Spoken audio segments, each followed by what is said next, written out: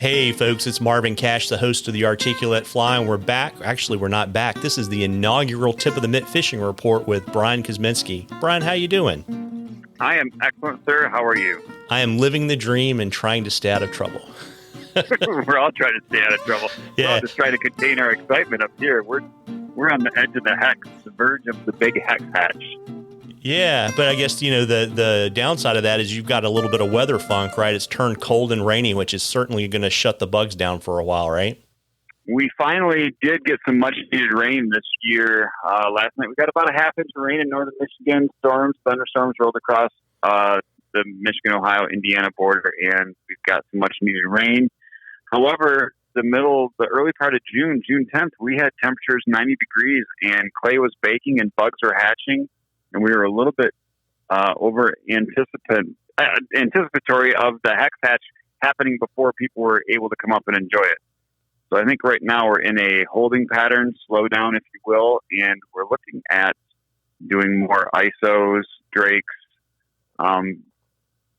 surface emerger feeding that might be for the opportunistic trout that's looking up for a big bug, I guess is your best way to describe it. Got it. So how does that break down on a day on the water, like putting aside the night fishing stuff? So you're talking about while it's cold like this, you're going to have to start nymphing and then maybe kind of, show them a Big Mac every now and again to see if you find a really good fish? We still tend to avoid the nymphing just because the large amount of woody debris that we have. I will start my guys off throwing some smaller streamers, like a Beldar bugger or small circus peanut, something that's going to be leachy. Just working the water, and we're still going to go out in the afternoon and evening because we want to be out there the 9, 10, 11 o'clock hour when the bigger fish are looking up, and we're still going to throw big bugs. You can't dismiss a fact that a big trout could still take a hex dun or a hex spinner if it floated by his head. It's hard for you to resist a T-bone steak when it's offered to you. If you're going to choose that or a wimpy cheeseburger, you're going to go for a T-bone. So we're going to put that out there and see what we can do. It's just changing the game and being ready to be flexible. I think the hardest part about this is going into an evening knowing you've got 30-mile-an-hour winds and we just got a whole bunch of rain. I'm going to have to work 3 times as hard to put my guy on a fish, and that's exactly what I'm going to do because I know the fish are there. I just hope the weather pattern doesn't shut them down. Yeah, and obviously that makes the casting really tough, particularly if you're fishing after dark. Oh, especially with new guys. Everybody's so excited. This week, the third week in June, it's summer now. This is when the big bugs happen, and people have marked this date on the calendar 6 months ago. And now we're looking at maybe it will be an okay night.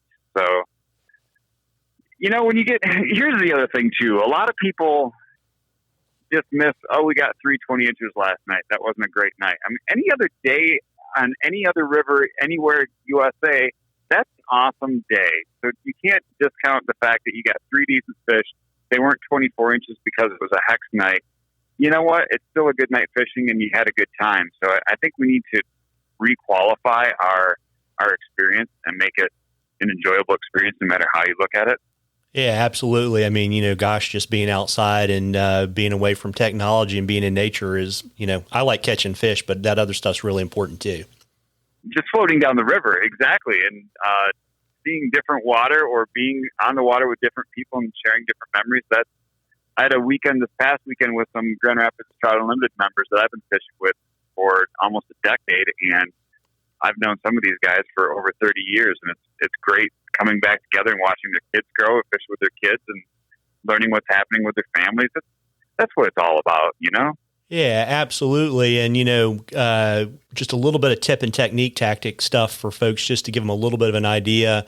If they're out on their own, they don't have a chance to fish with you. What would you suggest they be doing? We've talked a little bit about the bugs, but you want to share maybe flies and terminal tackle? Sure, absolutely.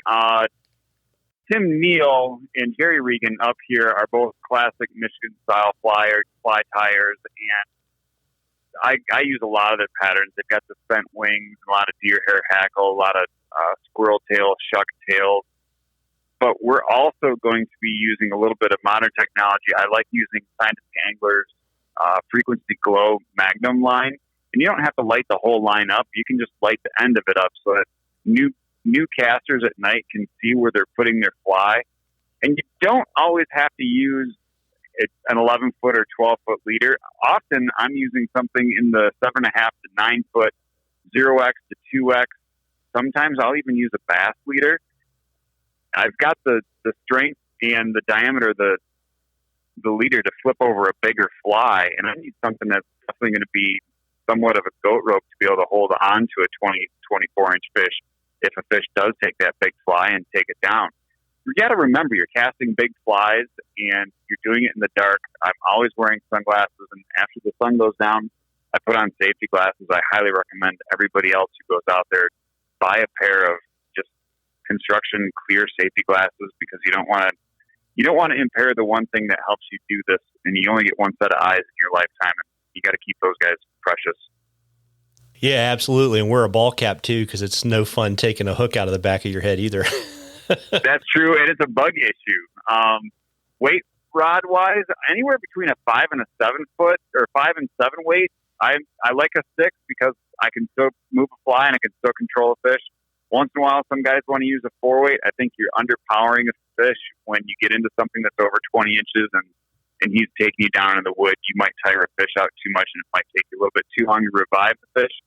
Definitely match your tools and your weapons to the animal that you plan on facing. So go at the game with a 6 weight. You'll have a lot more fun. You can overline your line by a weight size if you need to make the cast, because they're going to be shorter. Generally, I'd much rather see my client make 20 casts that are only 10-foot long drifts instead of 10 casts that are 20-foot drifts, meaning that fly gets more chances over the fish's head, and the fish might take it with just out of ratios. You don't need to cast a 30-foot cast in the dark. The fish are right next to the boat. You don't need to be lefty prey all night long, you know? Yeah, there you go. And, before I ask you to give folks all your information and all that kind of good stuff, a couple of housekeeping items. First of all, I want to give a shout out to our friends at Norvise for generously sponsoring the fishing report. And, folks, you owe it to yourself.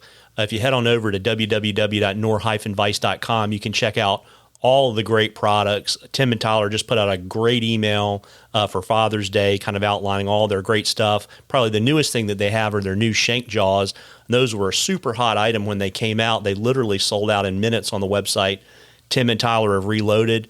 Great for tying game changers. Great for holding intruder shanks. So I know you may not be thinking as much about being at the Vice right now, but you always need to crank out a few bugs. You should head on over there and check it out. And then the second thing, folks, is we love questions on the articulate fly.